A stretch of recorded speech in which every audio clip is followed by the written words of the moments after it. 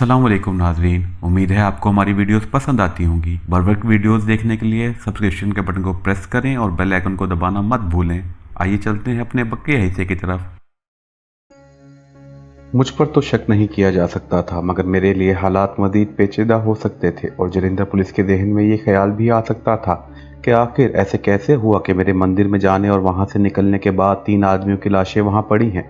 अगर मैंने वो खून नहीं किए तो फिर किसने किए थे, और अगर मैंने तीनों हिंदुओं को हलाक किया था तो हिंदू होकर मैंने ऐसा क्यों किया था। चुनाचा मैंने अपनी स्कीम के मुताबिक सीआईडी वालों को अपने आसपास रहने से मना कर दिया। मुझे मालूम था कि जलंधर पुलिस को मेरी ज़बरदस्त हैसियत का इल्म हो गया होगा और इन्हें यह भी मालूम हो चुका होगा कि मैंने मालिर कोटला और अम्बाले जिले हेडक्वार्टर पुलिस के दर्जन भर एहलकारों को लाइन हाजिर करा दिया है। हरपाल सिंह बोला, सर आप इत्मीनान रखें, आप जहां भी जाएंगे हमारी खुफिया पुलिस का कोई आदमी वहां 10-10 मील तक मौजूद नहीं होगा। मैंने वो रात पुलिस हेडक्वार्टर के कमरे में ही बसर की। दूसरे रोज लंबे बालों के विग और लंबी दाढ़ी लगाकर एक मलंग के बहरूप में जलंधर शहर की सड़कों पर निकल आया। वहां इस किस्म के साधु और मलंग लोगों के लिए कोई अनोखी चीज नहीं थी। जलंधर में ही काफी मुसलमान मालिरकोटला से आकर कारोबार करने लगे थे और आबाद हो गए थे। मैं सीधा सब्ज खानकाह पर पहुंच गया और धमाल ढालने के बजाय खामोशी से एक तरफ होकर बैठ गया। मुझे ये इत्मीनान था कि मेरे पीछे जलंधर की सीआईडी नहीं लगी हुई और मैं आजाद से बोहड़ वाले मंदिर की तरफ जा सकता हूँ। कुछ देर सब्ज खानकाह के आते में मलंगों के साथ बैठने के बाद मैं बोहड़ वाले मंदिर की तरफ रवाना हो गया। सूरत के मुसलमानों के कातिल यानी भास्कर, शिवा और पाटिकर की तस्वीरें मैंने अच्छी तरह से देख रखी थी और मैं इनकी शक्लों को एक सेकंड में पहचान सकता था। वो लोग भी हुलिया बदलकर वहां नहीं रह रहे थे। इन्हें ऐसा करने की ज़रूरत ही नहीं थी। इनको तो सूरत अहमदाबाद की शिवसेना ने मुसलमानों की नज़रों से बचने के लिए कुछ दिनों के लिए यहाँ पंजाब में भेज दिया था, क्योंकि सूरत के भयानक मुस्लिम कश फसादात के बाद वहाँ के मुसलमानों ने आलमी अदालत इंसाफ में मुकदमा दर्ज करा दिया था। अगरचे इसका नतीजा कभी मुसलमानों के हक में नहीं निकलना था, मगर गुजरात काठियावाड़ के मुसलमानों में सियासी और कानूनी शऊर बहुत ज़्यादा था।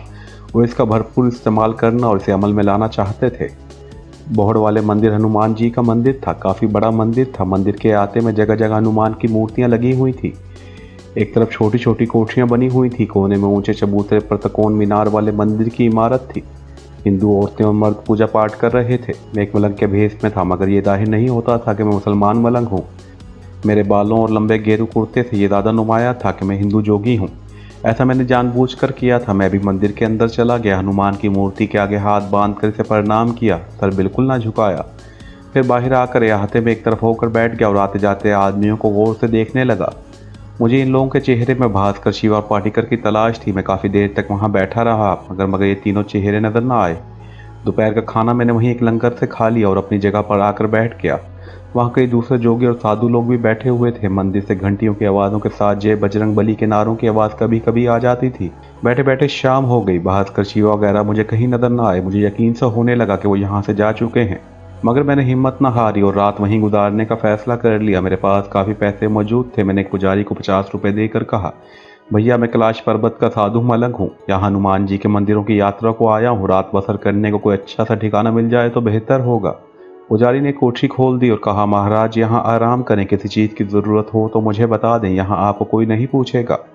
कोठरी में चारपाई पर बिस्तर लगा था। मैं एक पुराना सा कंबल पर पड़ गया। मैंने कहा, बस ठीक है बाबू लोग, हम यहाँ रात काट लेंगे, हमें किसी चीज़ की ज़रूरत नहीं है।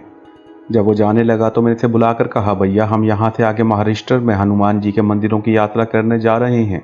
तो महाराष्ट्र के बारे में हमें कुछ बता सकते हो कि यहाँ हनुमान जी के मंदिर किस किस शहर में है, या अगर यहाँ कोई ऐसा पुजारी हो जिसका ताल्लुक महाराष्ट्र से हो तो मैं इससे पूछ लूँगा। पुजारी कुछ सोच कर कहने लगा, यहाँ महाराष्ट्र का कोई पुजारी तो नहीं है, सारे पंजाब के रहने वाले हैं। हाँ, यहाँ 2-3 आदमी कुछ अरसे से आए हुए हैं, वो बड़े पुजारी जी के मेहमान हैं। वो तीनों मराठे हैं और महाराष्ट्र के रहने वाले हैं। उम्मीद की बुझती हुई किरण फिर से रोशन हो गई। यकीन ये पुजारी भास्कर और पाटिकर के बारे में कह रहा था, क्योंकि वो तीनों मराठे यानी मरहट्टे थे और महाराष्ट्र के रहने वाले थे। मैंने कहा, भैया तो मुझे इनसे मिला दो, मैं इनसे महाराष्ट्र के मंदिरों के बारे में खुद ही पूछ लूँगा, या फिर मुझे बता दो कि यहाँ कहाँ होंगे, मैं ज़रा इनसे भी मिल लूँगा। पुजारी कहने लगा, वो रात को देर से आते हैं, मंदिर में वो सामने वाली कोठरी इनकी है, रात को इसी कोठरी में सोते हैं, तुम वहाँ इनसे रात को मिल सकते हो। मैंने पुजारी का शुक्रिया अदा किया और चला गया तो मैंने इस कोठरी को गौर से देखा जहाँ मुसलमानों के दुश्मन और संगीन कातिल रहते थे। मैं अपने टारगेट पर पहुंच गया था। अब इस टारगेट को मारना था, इन तीनों कातलों को मारना था। इन्हें मारने का मैं मैलरी कोटला से ही बंदोबस्त करके चला था। मैंने वहाँ एक हिंदू खुफिया पुलिस वाले से रिवॉल्वर हासिल कर लिया था जो इस वक्त मेरे पास था और भरा हुआ था। मैं अपनी कोठरी के आगे बैठ गया और दुश्मनों को इंतजार करने लगा जिन्हें रात गए वहाँ आना था। शाम हो गई, मंदिर की काफी रौनक बढ़ गई थी। अंदर खूब घंटियां बज रही थी, पूजा पाठ हो रही थी। मैं उठकर टहलते टहलते 3 मरहिटों की कोठरी तक पहुंच गया। कोठरी पर ताला पड़ा था, वो लोग अभी तक नहीं आए थे। मैं लंगर की तरफ चल दिया, वहां थोड़ा बहुत खाना खाया और अपनी कोठरी में आकर दरवाजे के पास चारपाई घसीट कर इस पर बैठ गया। थोड़ी थोड़ी देर बाद मैं कोठरी की तरफ देख लेता था। रात गहरी होने लगी, आधी रात हो चुकी थी। मंदिर में खामोशी छा रही थी कि मैंने 3 आदमियों को मंदिर के दरवाजे में से गुजर कर कोठरी की तरफ आते देखा। तीनों झूम रहे थे और आपस में ऊंची आवाज में मजाक कर रहे थे। वो दरवाजा खोलकर कोठरी में चले गए और दरवाजा बंद कर लिया। ये मुसलमानों के कातिलों के सिवा और कोई नहीं हो सकते थे। अब मुझे इसकी तस्दीक करनी थी, इसके लिए इनके पास जाना जरूरी था। और साधु जोगी लोग वो होते हैं जो हिंदू समाज में किसी भी जगह बजरंग बली का नारा लगाकर जा सकते हैं। इन्हें एक बार तो कोई नहीं रोक सकता। मेरे सामने भी यही एक तरकीब थी। चुनाचा मैं उठकर चारपाई को पीछे किया, कोठरी से निकलकर इसका दरवाजा बंद किया और सीधा 3 मरीटों की कोठरी के बाहर आ गया और ये बजरंग बली का नारा लगाया। अंदर से इन 3 आदमियों के हंसने और मजाक करने की आवाज़ें आ रही थी। मैं दरवाजे पर दस्तक दी तो अंदर से किसी ने करख्त आवाज में पूछा, अबे कौन हो तुम? मैंने कहा, मुझे हनुमान जी ने तुम्हारे पास भेजा है बाबा, दरवाज़ा खोलो। जैसा कि मैं पहले भी कई बार बयान कर चुका हूँ, हिंदू का ताल्लुक ख्वाह किसी फिरके से हो, चाहे कितना पढ़ा लिखा हो, मजहब और देवी देवताओं के मामले में बेहद ज़ईफ़ुल एतकाद होता है।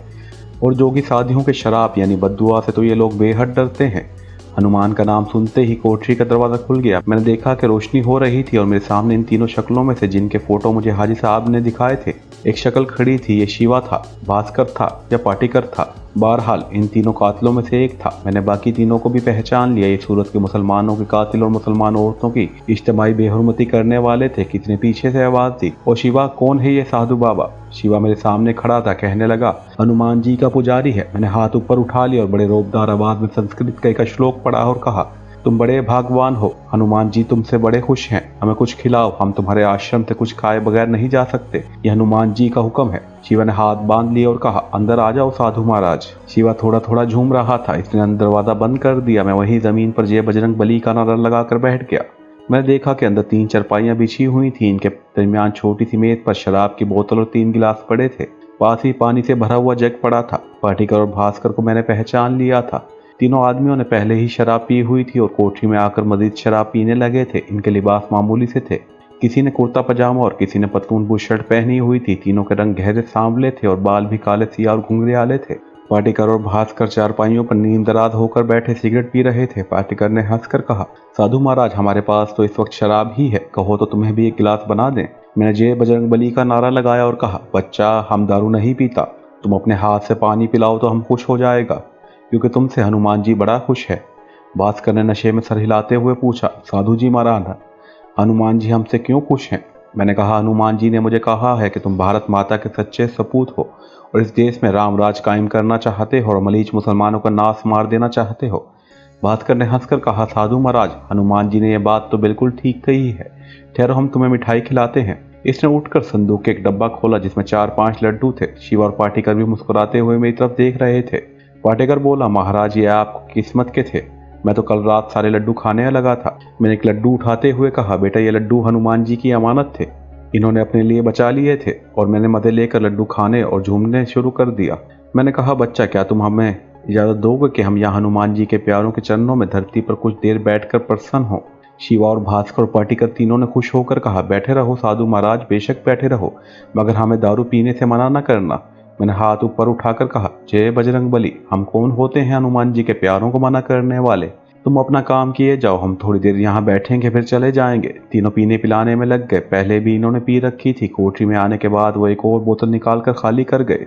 वो नशे में धुत हो गए। इनकी हालत ये थी कि जहाँ कोई बैठा था वहीं लेट गया। कोठरी की बत्ती जल रही थी। तीनों कातिल बदमाश बेहोश पड़े थे। दरवाज़ा बंद था। मुझे अब गोली मारने की जरूरत नहीं थी। मैं फिक्रमंद था कि रिवॉल्वर के फायरों का धमाका होगा।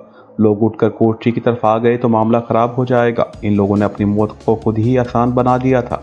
मैंने दरवाजे के दराज में से झांक कर बाहर देखा। मंदिर का अहाता रात के सन्नाटे में सुनसान पड़ा था। मैं दरवाजे की कुंडी लगा दी और सबसे पहले भास्कर की तरफ बढ़ा। मैंने इसकी गर्दन पर चादर का पल्लू डाल दिया ताकि गला दबाने से गर्दन पर मेरी उंगलियों के निशान न पड़ जाएं। इसके बाद मैंने दोनों हाथों से इसकी शहरक को दबाना शुरू कर दिया। मैं इसकी गर्दन की हड्डी भी तोड़ सकता था, लेकिन कानून नाफिज करने वाले इदारों को शक पड़ सकता था ये किसी प्रोफेशनल कमांडो का काम है, जो मैं ये मौका उनको नहीं फराहम करना चाहता था, क्योंकि इस बार की मेरी कुछ ट्रेनिंग ही ऐसी थी। इसके बाद मैंने दोनों हाथों से इसकी शेरक को दबाना शुरू कर दिया। भास्कर के बदन में झुरझुरी सी पैदा हुई। मैं दबाव बढ़ा दी और फिर जरा सा जोर लगा दिया। भास्कर तड़पा, इसकी आंखें एक बार अपने आप पूरी खुली और फिर अपने आप बंद हो गई। वो नशे में धुत था। मुझे बमुश्किल 1.5 या ज़्यादा से ज़्यादा 2 मिनट लगे होंगे। भास्कर का सांस रुक गया था। इसके दिल की धड़कन बंद हो गई थी। वो मर चुका था। इसके बाद मैंने पार्टिकल को इसी अंदाज में गला दबाकर मौत की आगोश में पहुंचा दिया। इसके बाद शिवा की गर्दन दबाकर इसे भी हमेशा के लिए मौत की नींद सुला दिया। जब मेरी पूरी तसल्ली हो गई कि मुसलमानों के तीनों कातिल मर चुके हैं, तो मैंने कोठरी की बत्ती बुझा दी, कुंडी खोली और दबे पांव खामोशी से बाहर निकल गया।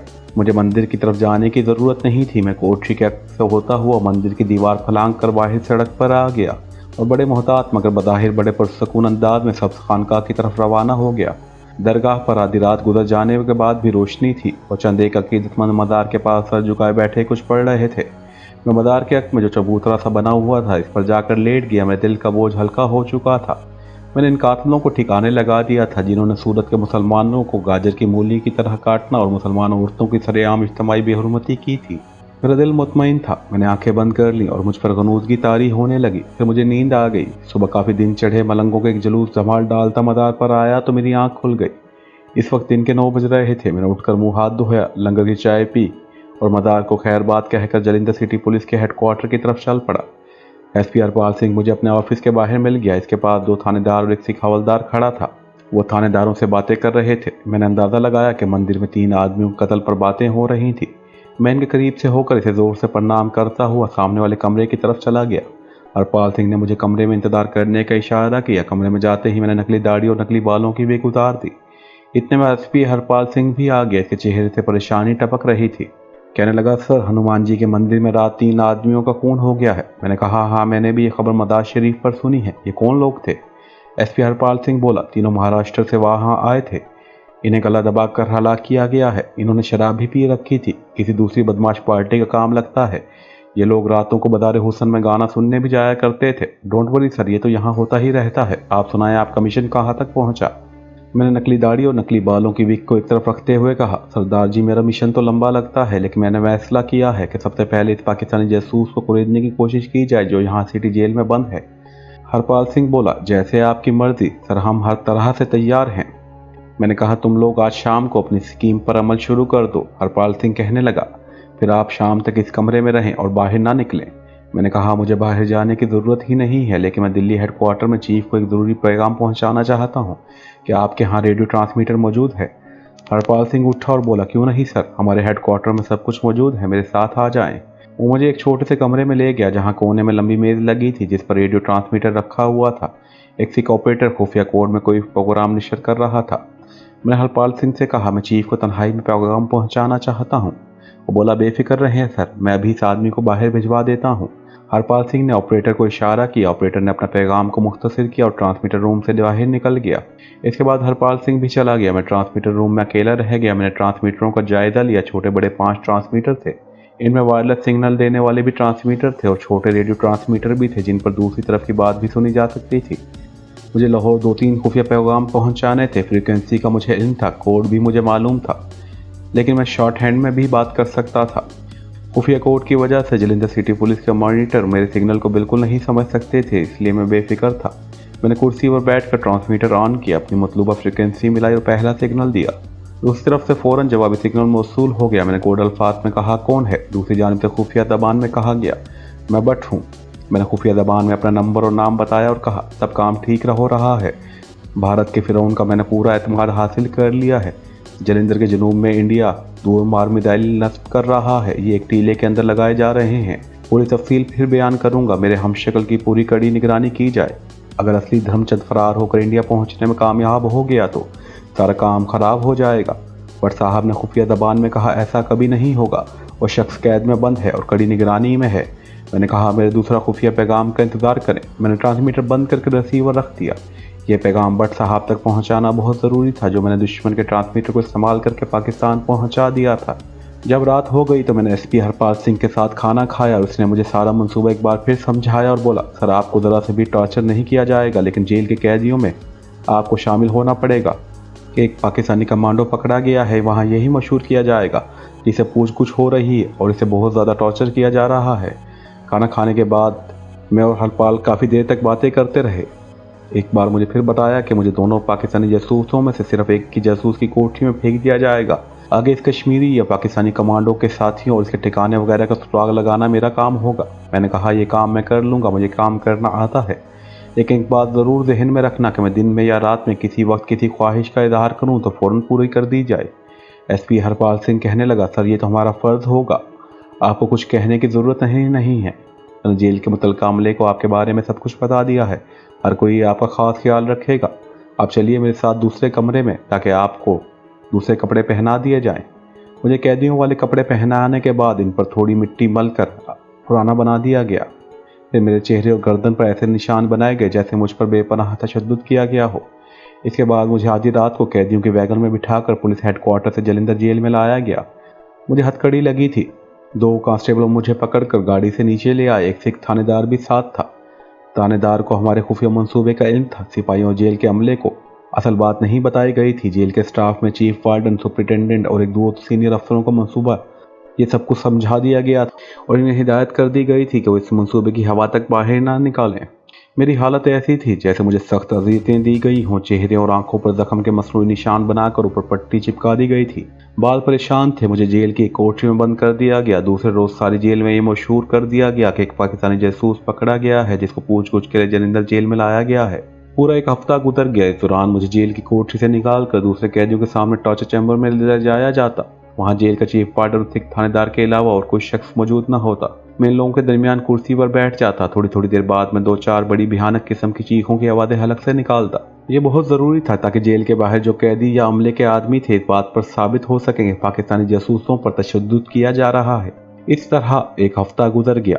इसके बाद मुझसे मुशक्कत ली जाने लगी। यह हमारे मंसूबे का एक अहम हिस्सा था। मुशक्कत के वक्त मुझे दूसरे कैदियों के साथ जेल के बहुत बड़े लॉन में घास काटने और पौधों की गोडी करने या लंबी बैरिक में रस्सियां बांटने पर लगा दिया जाता।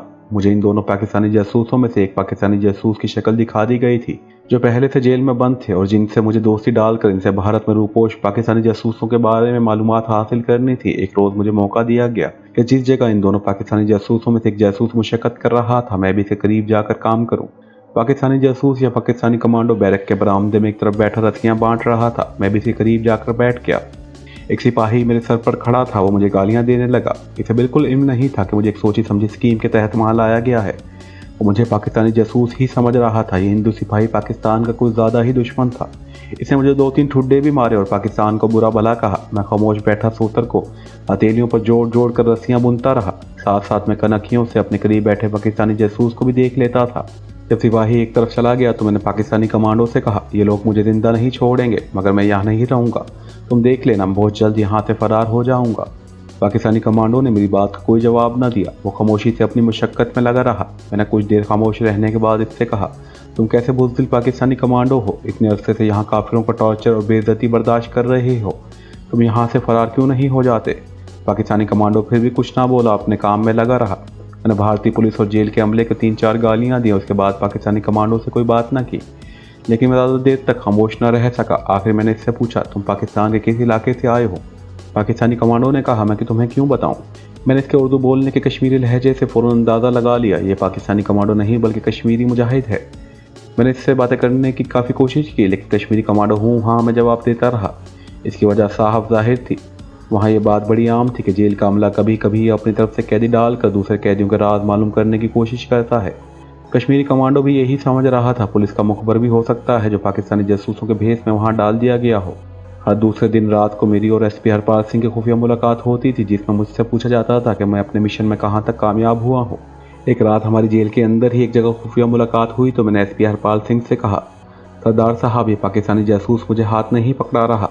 इनको शक है कि मैं पुलिस का आदमी हूँ और नकली पाकिस्तानी जासूस बनकर इनसे राज मालूम करने वहाँ डाला गया हूँ। हरपाल सिंह ने पूछा, सर तो फिर आप हमें क्या मशवरा देते हैं? इसका तोड़ कैसे ढूंढा जाए? क्योंकि जब तक इन पाकिस्तानी जासूसों के दिल से शक दूर नहीं हो जाता वो आपको कुछ नहीं बताएंगे। मैंने कहा, इसका एक ही इलाज है। वो इलाज ये है कि मैं इन दोनों कश्मीरी कमांडोज को जेल से फरार कराने में कामयाब हो जाऊं। हम तीनों फरार हो जाएं तो इन्हें यकीन हो जाएगा कि वो सिर्फ मेरी कोशिशों से फरार हुए हैं।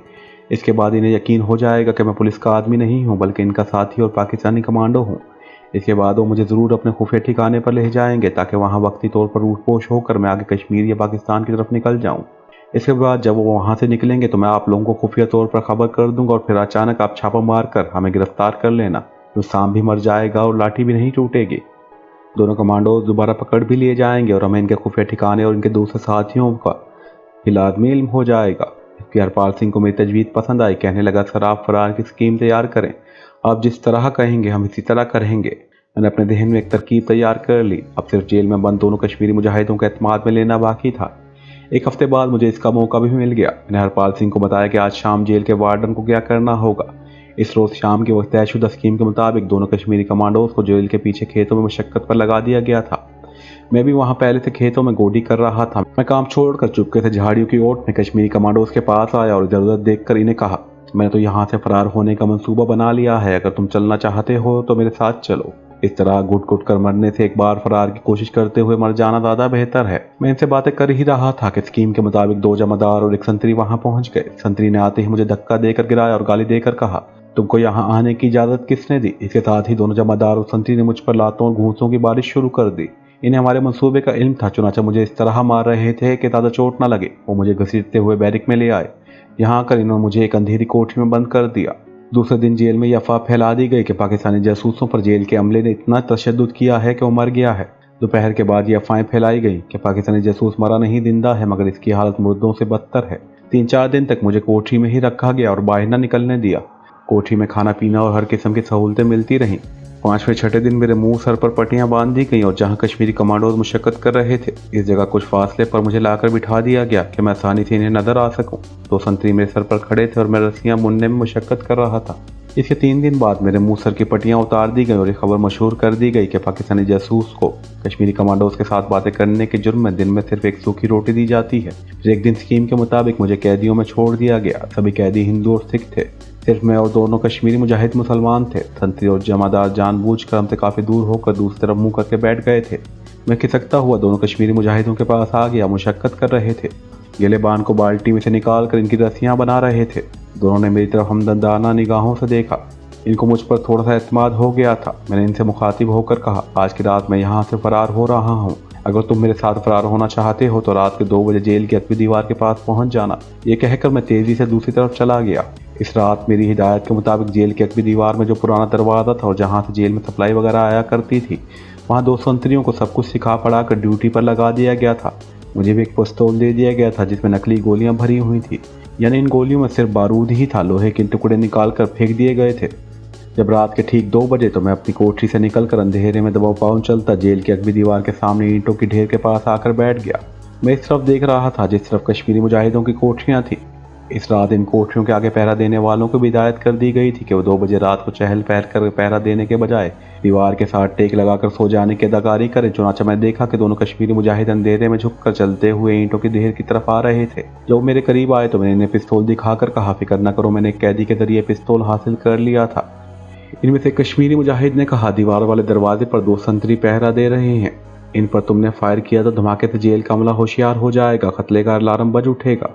मैंने कहा, तुमने यहाँ मेरे पिस्तौल को गौर से नहीं देखा, इस पर सलेंसर लगा हुआ है, इसमें से फायर के वक्त धमाके की आवाज़ पैदा नहीं होगी। यहाँ छुप कर बैठ जाओ। वो रात की तारीकी में मेरे करीब ही ईंटों के ढेर के पीछे बैठ गए। मैं बड़े गौर से जेल की अकबी दीवार के करीब वाले गेट को देखने लगा जहाँ 2 संतरी पहरे पर खड़े थे। इनके पास राइफलें थी। मैंने कश्मीरी मुजाहिदों से कहा, मैं आगे जाता हूँ, इन संतरियों को ठिकाने लगाने की कोशिश करता हूँ। अगर मैं कामयाब हो गया तो तुम मेरे पास आ जाना, अगर इन्होंने मुझे मार लिया तो फिर तुम अपनी अपनी कोठरियों की तरफ भाग जाना। समझ गए? कश्मीरी मुजाहिदों में से एक ने कहा, हम भी तुम्हारे साथ जाएंगे, हम तुम्हें इस तरह नहीं मरने देंगे। मैंने इन्हें सख्ती से डांट कर कहा, बेवकूफ़ी की बातें मत करो, जिस तरह मैं कहता हूँ वैसा करो। वो दोनों चुप हो गए। मैंने कहा, मैं जाता हूँ, मुझ पर निगाह रखना। अगर मैंने दोनों संतरियों को मार डाला तो तुम दौड़कर मेरे पास आ जाना। अगर मुझे इन्होंने मार डाला तो फ़ौरन यहाँ से अपनी कोठरियों में चले जाना और जेल के अंदर अगर मेरी कमर बनाई गई तो वहाँ आकर एक बार फातिहा ज़रूर पढ़ देना। ये कहकर मैं ईंटों के ढेर की ओर से निकलकर जेल के अकबी दरवाजे की तरफ रेंगने लगा। इन संतरियों को भी मालूम था कि मुझे रेंगते हुए इनके पास आना है। मुझे भी पता था कि जब मैं इनके पास पहुंचूंगा तो वो मुझ पर राइफलें तान कर हाल्ट कहेंगे और मैं इन पर गोली चला दूंगा, जिसकी मामूली सी आवाज़ पैदा होगी।